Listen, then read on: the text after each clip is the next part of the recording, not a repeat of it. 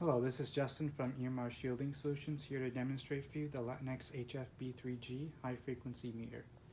Today we're going to be looking at how you can measure RF levels from a Wi-Fi modem. So I'll just turn on the meter. So right now we're getting around 6 volts per meter, which is a pretty high reading. Ordinarily you'd want to be around 60 millivolts per meter. So the standard default reading for this meter is actually in millivolts per meter, but once it exceeds 2000 millivolts per meter, it will automatically switch to volts per meter. So this is an extremely high reading.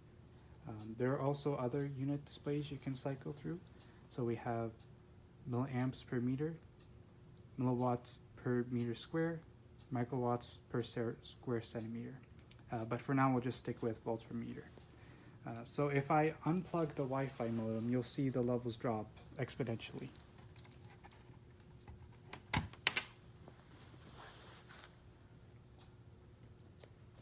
And now you can see we're back into millivolts per meter.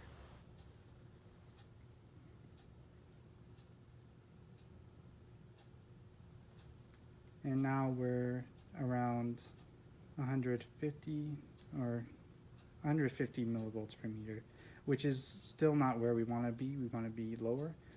So this could be caused by a number of factors. So cell phones, Wi-Fi, any other sources could be interfering with this reading, which is why you need to make sure that your cell phone and Wi-Fi are off when you're doing these readings so you can eliminate any known source of EMF. So the point of this reading is to make sure that you're not getting any external sources like a cell tower or neighbor's Wi-Fi or smart meter or anything like that.